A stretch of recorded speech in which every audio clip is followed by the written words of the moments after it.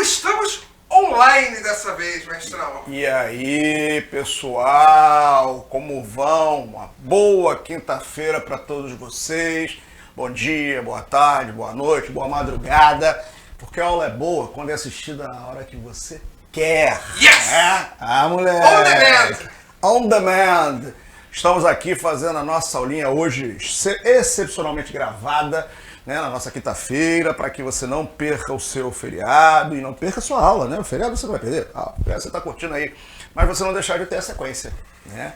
Que é importantíssimo para que a gente mantenha o ritmo, mantenha inclusive, né, aquela disposição para continuar estudando. E hoje a gente fecha o nosso ciclo sobre atividade industrial, né? Falando sobre a atividade industrial nas nações periféricas. A gente já vinha falando sobre isso, né? À medida que nós vínhamos falando de um país periférico, que é o Brasil, tá? Mas agora a gente vai ampliar um pouquinho mais esse nosso foco, até para derrubar o mito de que ainda se caracteriza o subdesenvolvimento, que é o que fundamentalmente caracteriza os países chamados periféricos, pela capacidade ou não da produção industrial. Na verdade, isso já ficou lá atrás, gente, há muito tempo atrás. Pelo menos desde a Segunda Guerra Mundial, que não se tem mais condições de fazer essa separação de países desenvolvidos e países subdesenvolvidos, levando em consideração ter ou não ter atividade industrial, né? Isso acabou principalmente pelo momento em que as indústrias começaram a se expandir, as transnacionais, as multinacionais, para outras nações, e algumas delas, essas nações que antes eram chamadas subdesenvolvidas, tá? E como elas passaram a ter atividade industrial, esse deixou de ser um critério para defini-las. Bom, eu escolhi a expressão países centrais, países periféricos, que é uma expressão que fica um pouco mais neutra em relação às expressões desenvolvido e subdesenvolvido, tá? Inclusive porque nesse grupo aí tem um intermediário que são chamados em desenvolvimento, que são justamente essas nações subdesenvolvidas, porém industrializadas, tá? A ideia de centro-periferia parte dessa forma aí, de organização do espaço mundial. Quando nós visualizamos o nosso planeta a partir do Ártico, o que nós vemos? A maioria dos países desenvolvidos, que por isso são chamados de centrais, ali localizados em torno do centro, o centro desta projeção chamada azimutal polar, com exceção de Austrália e Nova Zelândia, e os países periféricos às margens deles. E os periféricos aí sim se dividem em dois grupos, como eu falei. Os países chamados subdesenvolvidos e os em desenvolvimento, que serão os alvos da nossa aula de hoje. Beleza? Então vamos lá. O que se o professor não define, a indústria não é mais o elemento definidor, o que é um país desenvolvido, o que é um país em desenvolvimento e o que é um país subdesenvolvido, o que faz com que a gente veja, até mesmo nos países em desenvolvimento, ou chamados também de emergentes, é outra coisa que a gente tem que se habituar a ouvir falar, a ler, é o fato deles terem duas características em comum, tá? A primeira, as profundas desigualdades sociais, tá? Ou seja, desigualdades sociais, gente, encontramos em todos os países do mundo. A diferença é o grau, tá? Nos países ricos, a diferença entre ricos e pobres é um pouco menor, em alguns casos assim, bem menor, né? Enquanto que nesses países a que nós estamos nos referindo, sejam eles os países subdesenvolvidos tradicionais ou em desenvolvimento, a diferença é grande, tá? Daí a ideia de serem economias até ricas, com PIBs elevadíssimos, mas dos quais a população participa muito pouco, tá? E é a prova, portanto, de que existe uma desigualdade social. Quando você tem pobreza extrema num país, mas o país tem uma economia poderosíssima, um Brasil com um PIB de trilhões de dólares, uma Rússia, China, então, nossa senhora, já está quase ultrapassando, inclusive, aos Estados Unidos, né, em termos de PIB. Mas ainda mantém graus de pobreza muito elevados. Então isso vai caracterizar esses países como países de profundas desigualdades sociais. E é outra característica marcante do que hoje a gente usa para definir esses países como ainda distantes dos desenvolvidos. A dependência externa. É claro que você sabe que essa dependência no mundo hoje está relacionada a todos, quase todos, né? A África ainda é um continente um pouco fora dessa interdependência internacional que a gente chama até de globalização, tá? Mas no geral você já tem uma forte dependência entre as nações. Aí de novo é o grau. Enquanto as nações chamadas desenvolvidas raramente dependem tecnologicamente dos países em desenvolvimento ou subdesenvolvidos, Esses outros dois dependem muito deles, né? Porque é aquela velha máxima, né? Investem muito pouco em educação, tecnologia, tá? Enquanto os países desenvolvidos até dependem financeiramente, mas num grau menor, ou quando mesmo assim têm uma dependência financeira, também são países credores, né? Ou seja, não tem dívidas, outros países a pagar com eles, caso dos Estados Unidos, né? Que tem uma dívida externa gigantesca, mas também é credor de muita gente, tá legal? E o outro grau de dependência é o comercial. E esse aí até em alguns momentos iguala, tá? Os países subdesenvolvidos, em desenvolvimento e os desenvolvidos. Caso exemplar do Canadá, que é um país com uma economia poderosa, baixíssima desigualdade social, mas comercialmente extremamente dependente. E de quem? Dos Estados Unidos, tá? Praticamente, Pedrão, 80% do comércio que o Canadá faz, exportações e importações, é feita com os Estados Unidos. Tá? E aí a gente sempre diz, o Canadá é um país desenvolvido, porém com uma característica de subdesenvolvimento, que é exatamente a dependência externa. Tá? O Trump pintou e bordou com o governo canadense, porque propôs uma mudança do bloco econômico deles, que deixou de ser chamado de NAFTA, para agora ser chamado de USMCA. Né? O S de United States, M de México e o CA do Canadá, do Canada. Isso, né? E o primeiro-ministro canadense resistiu até quando ele pôde, até o último segundo da data estabelecida, o Justin Trudeau. Até que o Trump falou, vai ou não vai? Aí ele disse, tem jeito, né? Tem que ir. E qual o diferencial? O NAFTA zerava as tarifas alfandegárias. Essa era a proposta, né? Entre os países membros, os três, Canadá, Estados Unidos e México. E esse USMCA dá ao governo americano agora o poder de aumentar tarifas quando alguns produtos exportados pelos outros países para o mercado americano, de alguma maneira prejudica a economia americana. O que é uma coisa maluca, né?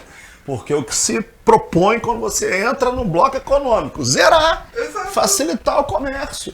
Mas a dependência de Canadá e México são tão grandes que eles acabaram sendo obrigados a submeter a essa imposição de Donald Trump. Né? Então estão lá agora, né? Pagando o preço dessa dependência externa. O México aí nenhum problema. Mas o Canadá é o caso típico de um país dependente. Outro, Japão, né? Que no que diz respeito a matérias-primas, a recursos naturais, é extremamente dependente internacionalmente. Mas aí vem o outro lado, né? Também exportam muito e produtos de alto valor agregado. E aí quando a gente começa a falar dessa história de quem exporta, quem importa, a gente cai na discussão da chamada divisão internacional do trabalho. Você já deve ter ouvido falar disso, né? Isso, garoto. Essa é uma herança da época do colonialismo. Quando os europeus começaram a se lançar na colonização da América, da África e da Ásia, estabeleceram o chamado Pacto Colonial. Lembra disso? Em que eles, metrópoles, nos vendiam ou impunham seus produtos manufaturados e nós vendíamos ou fornecíamos as nossas matérias-primas. Claro que numa relação totalmente desigual, mas que por trás tinha ali toda uma imposição, inclusive bélica, né? Do poder, da conquista, da dominação, que fizeram desses continentes, tá bom? Isso foi com o tempo mudando e justamente a indústria passou a fazer uma grande diferença. Hoje a gente não se refere à divisão internacional só como os que vendem matéria-prima, os que vendem manufaturados. A gente bota aí também, ó, capitais de empréstimos, a gente coloca juros, remessa de capitais das empresas transnacionais para eventualmente seus países sedes, aquelas que ainda têm, né, essa característica de ter uma sede num determinado país, tecnologia, tudo isso hoje entra nessa divisão. Ou seja, a divisão internacional do trabalho, para você que ainda não entendeu, diz respeito às tarefas que os países empenham na economia mundial. Alguns, historicamente, mantêm-se numa relação de fornecer X e outros conseguiram até dar um salto para fornecer X e Y. O que eu estou falando? Exatamente dos países subdesenvolvidos, que são os clássicos, que além das desigualdades, da dependência, ainda pautam suas exportações pelos produtos primários. Caso dos países africanos, em que entram produtos minerais, produtos agrícolas, e por isso se mantém numa relação muito periférica no comércio internacional, na economia internacional. Os países desenvolvidos são aqueles que vendem, e aliás, menos produtos e mais tecnologia, mais ideias, tá? E por último, esses que ficam no meio termo, tá? Eles também produzem produtos primários, minerais e produtos agrícolas, também vendem produtos industrializados e semi-industrializados, tá? Mas a tecnologia geralmente não é produzida por eles. E é esse grupo que a gente vai enfatizar hoje, tá bom? Esses chamados semi-periféricos, emergentes ou em desenvolvimento, que são esse meio termo dessa divisão internacional do trabalho. Beleza? Bom, quem são esses países? Nós vamos trabalhar aqui hoje com fundamentalmente esses países chamados semi-periféricos, que na América são representados por 3, Brasil, México e Argentina. A África também tem, a própria África do Sul, e o restante nós vamos encontrar fundamentalmente no continente asiático, com ênfase no que nós vamos trabalhar, que são chamados tigres asiáticos, beleza? Esse nosso mapinha nos mostra aí também a presença dos chamados periféricos clássicos. Ó, e olha quem está aqui, ó, a Rússia. Ué, mas a Rússia não é um país emergente? Depende. Se nós pegarmos aquela divisão que eu acabei de falar para você, a gente vai lembrar que a Rússia é um país que vive fundamentalmente das exportações de combustíveis fósseis, tá? É a grande base da economia do país, o petróleo e o gás. E nesse sentido, portanto, se encaixa muito mais no grupo dos países chamados periféricos clássicos do que nos países emergentes. Mas aí tem outros elementos que daqui a pouco nós vamos abordar que dão à Rússia uma certa vantagenzinha para poder participar também com esses outros nesse grupo dos chamados emergentes. Mas olhando ali a coisa da maneira fria, sim, a Rússia é um país que depende das exportações de produtos primários. E aí nós vemos os países africanos, né? O que não acho que seja novidade.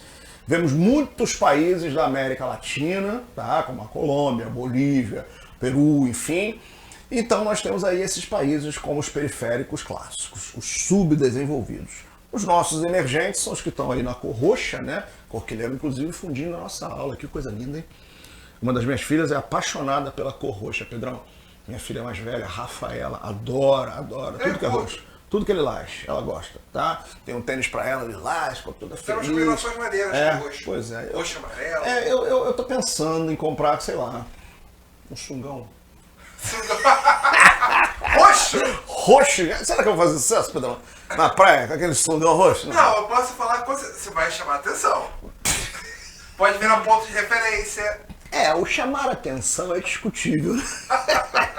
Que a gente pode virar motivo de chacota também, chamando a atenção. Brincadeira, galera, eu não pago esse mico tão grande não, eu pago outros, mas esse eu não vou pagar não, tá? Então nós temos aí esse grupo. E temos os desenvolvidos clássicos, né? Que nós encontramos na América, que nós encontramos na Europa e também aqueles dois, ó, Austrália e Nova Zelândia. O Japão também tá aqui, ó, na pontinha, tá bom? Então essa é a grande divisão hoje que marca as diferenças entre esses grupos, beleza? Vamos lá. Nossos protagonistas da aula. Vamos começar pelos emergentes da América Latina, que são o México, como eu já tinha sinalizado para vocês, o Brasil, é outro emergente, e a Argentina. Apesar de todos os pesares, de uma economia muito instável, uma indústria que só perde para a do Brasil, né? Aliás, que perde ainda para a do Brasil, deixa eu me corrigir. O Brasil só tem a Argentina como um país cuja indústria é pior do que a dele, em termos de competitividade. É impressionante, né?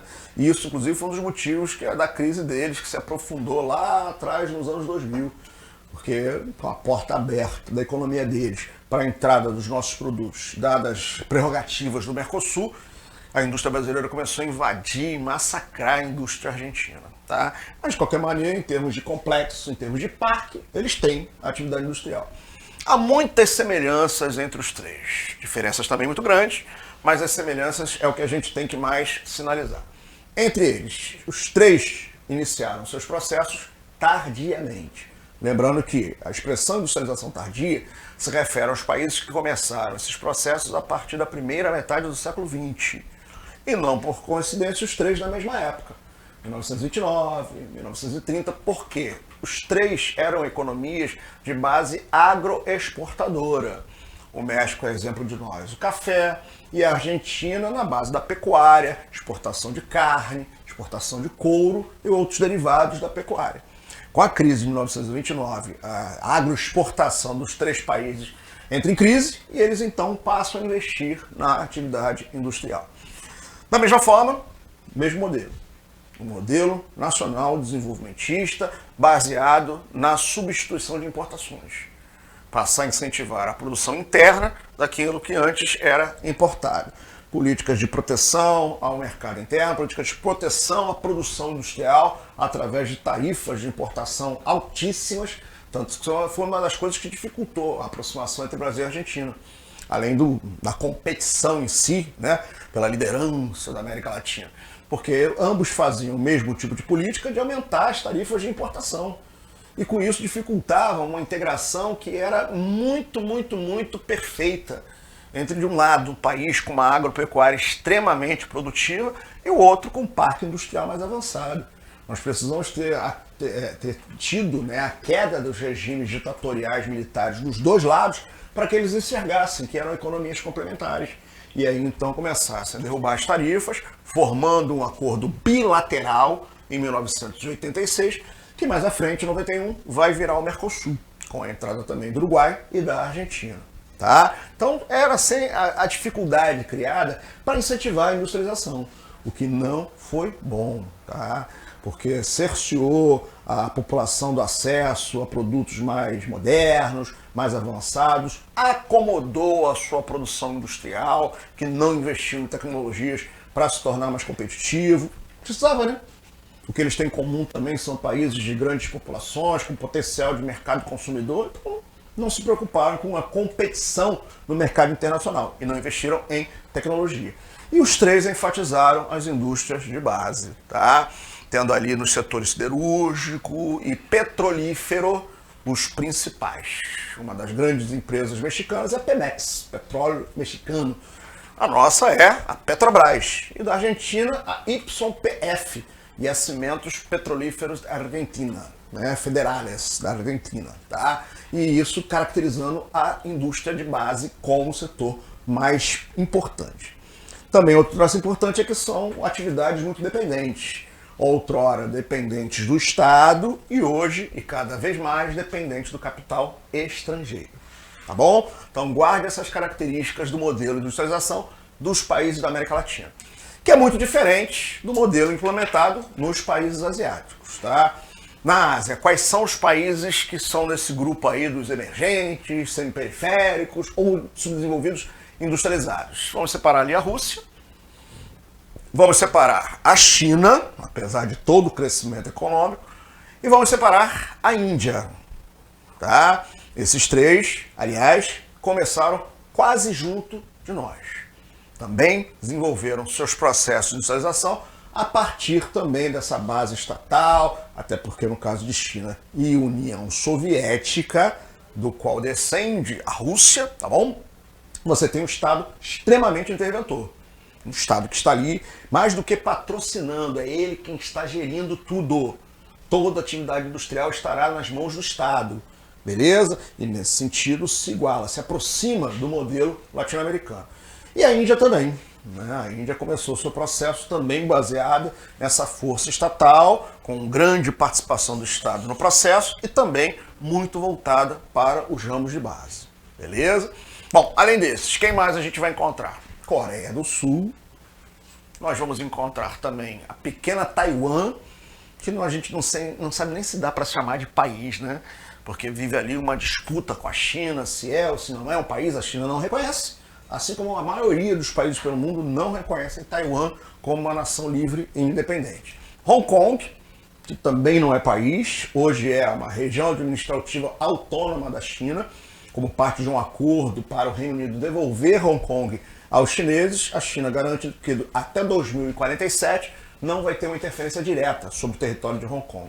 Tá legal? E por último, Singapura, um pequeno arquipélago ali no sul da Malásia, que tem um papel importante na atividade portuária, mas também na atividade industrial. Bom, o que há de comum entre esses países? E vamos tirar aqueles três, tá? Vamos tirar a Rússia dessa parada, vamos tirar a Índia disso, vamos tirar a China, porque se iguala ao modelo latino-americano. E vamos enfatizar nesses esses quatro locais, que compõem o grupo que nós chamamos de tigres asiáticos. Primeiro, industrialização recentemente. Tem os recentes, lá atrás, Estados Unidos e Japão, por exemplo, e tem os recentemente industrializados, que inclusive são discriminados por essa sigla, NPIs, novos países industrializados, tá legal? Que desenvolveram seu modelo diferentemente da América Latina, não voltado para o mercado interno, até porque não tinha como. São países com populações muito pequenas. E lá nos primórdios do seu processo de industrialização, que se deu a partir da Segunda Guerra Mundial, extremamente pobres. A Coreia do Sul, por exemplo, né, que foi dividida, ficando a do norte sob influência soviética e depois chinesa, e a sul sob influência norte-americana, era a parte mais pobre na época da divisão. Sabia disso, Pedrão? Não. É, porque a parte sul da Península da Coreia era a mais favorável para a agricultura e pecuária, pelas condições de clima, pelas condições de relevo. Como a parte norte não tinha condições naturais favoráveis, ali se enfatizou o desenvolvimento da atividade industrial. Então, na hora da separação, a mais desenvolvida era do norte e a do sul não. Só que aí a coisa inverteu, porque a do norte acabou ficando estagnada sob o modelo comunista, enquanto a do sul não, recebendo pesados investimentos americanos e depois investimentos japoneses, cresceu da maneira como hoje nós conhecemos as grandes empresas sul-coreanas, tá legal? Então essa é uma característica, eles sempre foram voltados para o mercado internacional, modelo que nós chamamos de plataformas de exportação. Produziam, montavam produtos de outras nações para que pudessem ser levados para o mercado externo. Aí com um detalhe, não se acomodaram. Ao invés de terem se acomodado, de serem simplesmente base de montagem, exportação, resolveram investir. E investir em quê? Em educação. A Coreia, gente, é um caso assim espetacular. Um país que em 3 décadas conseguiu dar uma guinada de uma nação absolutamente dependente da tecnologia internacional para a sua própria tecnologia. Sim. Porque o governo sul-coreano, apesar de ser uma ditadura na época, resolveu investir na década de 60 na educação primária, na década de 70 na educação profissionalizante e na década de 80 no ensino superior. E daí veio esse grande salto. Não existe mágica. Como dizia o grande Paulo Freire, uma sociedade não muda só com a educação, mas sem ela, a sociedade também não consegue modificar. A educação não é a única via para a gente modificar a sociedade, mas ela é uma via fundamental. E a Coreia nos dá esse exemplo. Como é que um país consegue em menos de 50 anos dar esse salto de uma economia inexpressiva no cenário internacional para hoje uma economia que dá resultados sensacionais em relação às suas empresas espalhadas pelo mundo? Algumas marcas que vocês conhecem bem, daqui a pouco a gente vai mostrar, tá? Bom, enfim, então esses 4 têm essa característica, sempre foram voltados para o mercado internacional. Voltados principalmente para a área de bens de consumo, diferentemente da América Latina, como nós falamos, que enfatizou na indústria de base, legal, siderurgia, metalurgia, indústria petroquímica, mas aí vem o traço comum entre eles, também dependentes. Apesar de tudo, a Coreia do Sul, com suas empresas poderosíssimas, depende ainda muito do capital estrangeiro como fator de investimento. Os japoneses estão lá, existem parcerias, existe até uma certa cópia do modelo japonês dos antigos zaibatsus, as empresas familiares, para o que na Coreia eram chamados de shoeballs, grandes conglomerados atuando em várias áreas da atividade industrial. Tá? Então existe essa dependência ainda em relação ao capital externo. Hong Kong. Hong Kong não é um centro industrial, tá? Vamos sinalizar isso. Hong Kong hoje tem muito mais o papel de um centro financeiro, tendo a 3ª maior bolsa de valores do mundo, por conta da presença, inclusive, estratégica dentro da China. E dominar o inglês. Como foi durante anos protetorado inglês, então deu essa vantagem à população de Hong Kong. E que foi fundamental também para os saltos da China, tá? Porque a China, quando abriu a sua economia para as chamadas zonas econômicas especiais, algumas instalou estrategicamente em torno de Hong Kong para quê? Para aproximar-se da tecnologia e aprender aquilo que Hong Kong já conseguia produzir. Beleza? Então são as características marcantes. E daí, Marcelo? Poxa, você está falando que são tão diferentes, mas eu não vejo diferença. Bom, se você não vê diferença, então eu vou te mostrar. Dá uma olhada aí nas principais empresas de cada uma dessas nações, ou desses grupos, né? Em cima nós temos as principais empresas dos países da América Latina, né? Salientando ali, ó, a Petrobras, a maior brasileira, a América Móvil, que para quem não sabe é mexicana, aqui no Brasil é a dona da Claro, por exemplo, né? Da NET, por exemplo, de um cara que já foi o maior bilionário do mundo, Carlos Slim. Isso. Tá? Perdeu uma grana boa aí em maus investimentos, mas não tá pobre, né? Vamos combinar isso, tá? E a Mercado Livre. Argentina!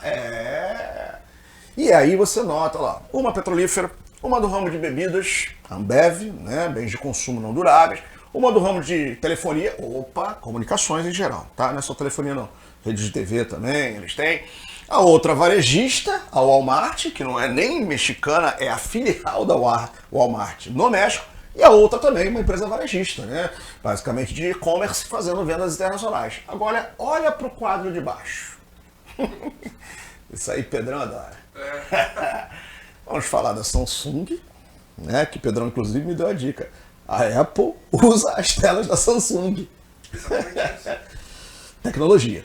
Hyundai, então, a rama automobilística tradicional. Bom, se você acha tradicional, vamos pular. Shopee, beleza, também ramo varejista, né? Que a sede é em Taiwan. Eu acho que sul-coreano também, acho que a Kia é Kia, sul-coreano, a LG é sul-coreano. A LG também, tudo pesado, só pesadão, tá? A Acer, que é taiwanesa, tá? E ali, para quem não sabe, a empresa que está dando nó na economia mundial neste momento pós-pandemia, né? A TSMC, que é a grande produtora de semicondutores.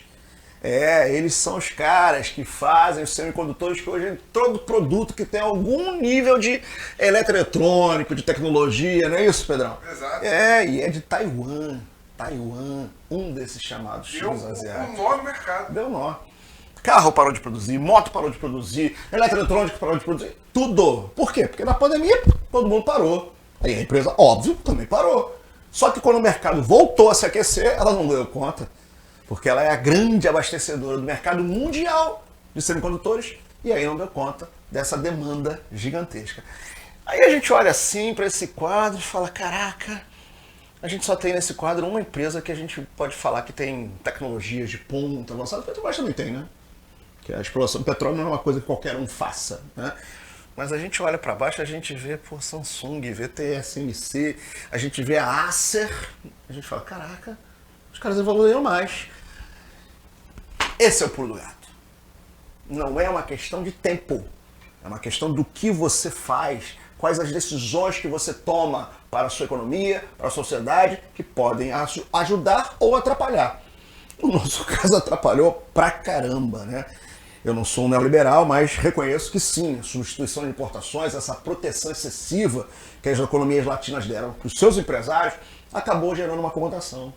Enquanto lá não, desde o início eles foram jogados às feras, jogados ao mercado internacional, tendo que competir com gigantes como americanos, como japoneses, e com isso resolveram investir na tecnologia. E hoje estão aí, mais à frente do que a gente, pelo menos diminuindo a dependência tecnológica. Tá? Bom, e aí a gente chega aonde? Uma organizaçãozinha aí que acabou surgindo no meio do caminho. Tá legal? Tem, tudo bem? Tranquilo? Maravilha, vamos lá. Em 2001, o economista-chefe de uma empresa de investimento chamada Goldman Sachs, norte-americano, John Neal, resolveu fazer um estudo sobre as economias globais. Aquelas economias que vinham, naquele momento, vivendo crescimento. E descobriu que existia um grupinho de países que ali no início dos anos 2000 vinha crescendo vigorosamente. Ele então chamou esses países de tijolos da economia mundial, criando um anacrônico com as letras iniciais desses países, que passou a ser chamado de BRIC, inicialmente BRIC. O B do Brasil, o R da Rússia, o I da Índia e o C da China. Bonito, maneiro de cenário. E aí, em 2010, eles resolveram convidar um representante para o grupo. Um representante do continente africano. E não poderia ser outro, senão o país mais industrializado do continente, que é a África do Sul. E aí a palavra BRIC virou BRICS, com a presença de um representante que, diga-se de passagem, está muito longe do que os outros representam nesse grupo, tá? Em termos de vantagens, em termos de poder e potencial. Mas é um representante do continente africano, ótimo. É um parceiro que, inclusive, aumenta a possibilidade de influência dessas outras nações sobre o continente africano. Influência essa que da China já é muito forte dentro da África, tá? Bom, o que levou o John Neal a chamar esses países de tijolos, alicerces dessa economia mundial dos anos 2000? Bom, por um lado, a crise dos países desenvolvidos, né? Em 2001 a gente lembra que 11 de setembro, que afetou bastante a economia americana, e quando afeta a economia americana, afeta a economia mundial. Mas ainda assim esses países conseguiram passar relativamente bem por essa grande crise. Por quê? Porque eles passaram a ser a válvula de escape. Já que americanos, já que europeus viviam os efeitos dessa crise, então vamos investir em países que sejam mais rentáveis naquele momento. E eles então passaram a ser a grande salvaguarda aí dos investimentos estrangeiros, tá bom? E por quê? Mão de obra numerosa e barata, aí, inclusive em alguns casos por conta dos sistemas autocráticos, e nesse caso principalmente a China, né? O grande mercado consumidor, que se não é hoje, realidade, é uma perspectiva de futuro. É bom lembrar o Brasil hoje, 230 milhões de habitantes. A Rússia hoje, em torno de 170 mil habitantes. A Índia, 1 bilhão. 70 mil não, falei mil, é milhões, tá? 230 milhões do Brasil, 170 milhões para a Rússia. A Índia, 1 bilhão e 350 milhões e prestes a superar a China, tá? As perspectivas são de que já na metade do século XX, o país mais populoso do mundo seja a Índia e não mais a China. A China tem aquela questão da política de controle, que hoje já está até mais liberada. A China, com seu 1 bilhão e 400 milhões de pessoas, é o menos populoso ali, a África do Sul, na faixa dos seus 40 milhões de habitantes. É um dos pontos que destoa em relação aos demais, tá? E todos eles, aí sim, esse traço realmente é comum. Muito ricos em recursos naturais, tá? O Brasil na área mineral, por exemplo, ferro, manganês, cobre, chumbo. A Rússia com suas reservas de combustíveis fósseis, petróleo e gás natural, que a Índia também tem, não muito, mas tem, o suficiente. A China também tem suas reservas de carvão, minério de ferro, enfim, e a África do Sul que tem reservas de diamante, de ouro, de carvão. Então esse é um traço comum a eles, essa riqueza mineral, tá? Essa organização entre eles vem melhorando, aproximando cada vez mais essas nações, e acabou desembocando no ano de 2014 com a fundação do Banco dos BRICS, que, sediado em Xangai, acabou criando um órgão de fomento para ações de desenvolvimento entre essas nações, tá legal? Para que possam, então, aumentar esta parceria entre as nações. Bom, todo mundo acha que os BRICS são um negócio maravilhoso, sensacional, é a forma do mundo ter uma nova organização multipolar e tal. Mas eles não são livres de problemas, tá? Aliás, alguns bem graves. Primeiro traço comum de problemas, a desigualdade social. Todos eles são países de uma casta privilegiada e uma massa populacional empobrecida. Segundo, muitos com forte instabilidade política e econômica. Na área política, eu destaco, por exemplo, a Rússia, né? Neste momento em guerra, invadindo a Ucrânia. Destaco a Índia, em permanente tensão com o Paquistão, por conta da disputa com a Caxemira. A China com vários problemas, entre eles a questão Taiwan, a questão do Xinjiang, onde temos a minoria iugure de origem ou de religião muçulmana sendo reprimida pelo governo chinês. E fora as questões comerciais que envolvem os Estados Unidos, tá? Na questão, por exemplo, econômica, o Brasil, né? Nessa gangorra que a gente vive permanentemente, a economia hora cresce, a economia hora cai, enfim, e a África do Sul a mesma coisa, um cenário de instabilidade econômica muito grande. Problemas de infraestrutura, a China de todos eles é o que vem superando melhor essa questão, investindo pesado em infraestrutura. Níveis de pobreza muito elevados e tensões nas suas relações internacionais, tá? Porque parece que o Brasil é o mais tranquilo de todos eles aí, tá? A África do Sul também tem poucos problemas ao nível internacional, tá? Mas os outros não. A Rússia, a guerra que nós falamos, a Índia, a questão do Paquistão, a China com os Estados Unidos e por aí vai.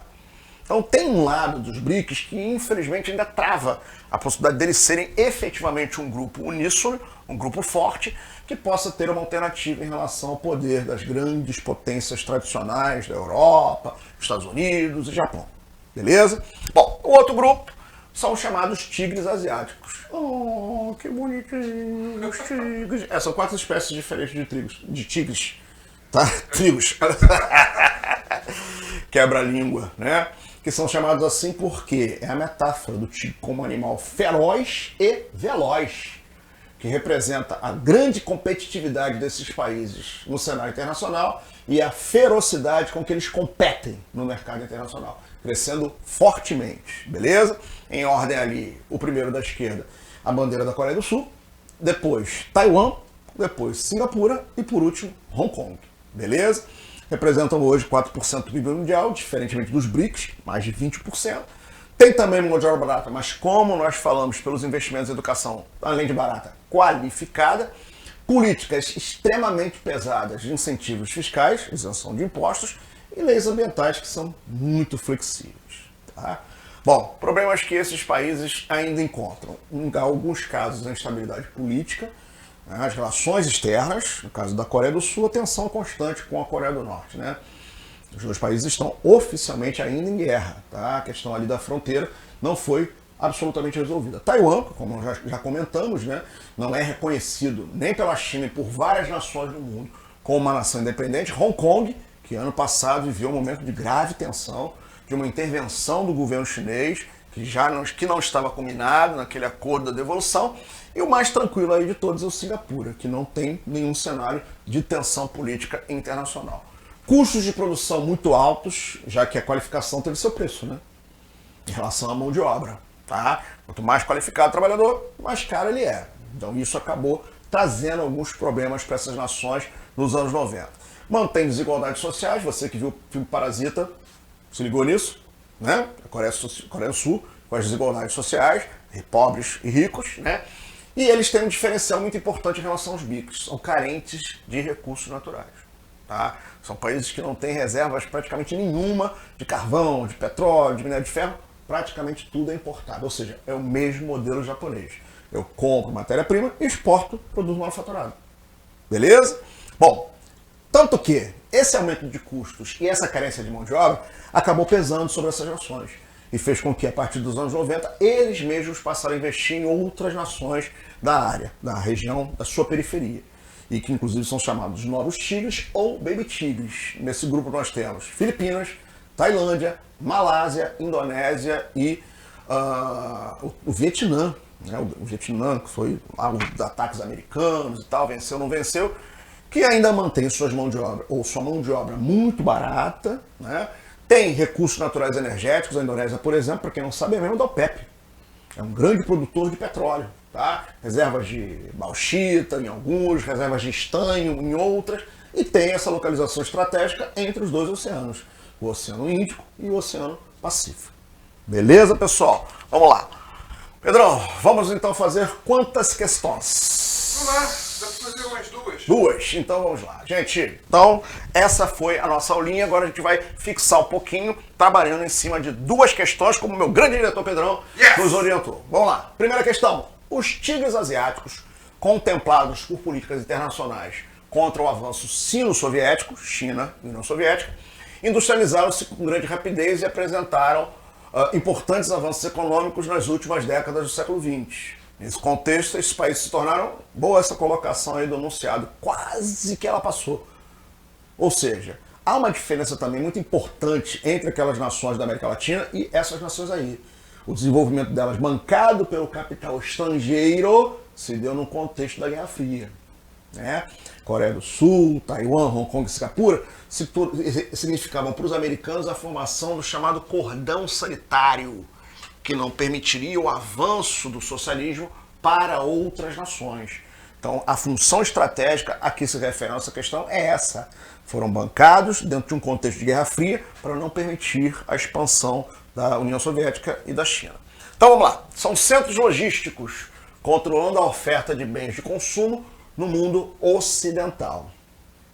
São áreas de livre comércio, utilizando moeda única para ampliar as trocas de mercadorias.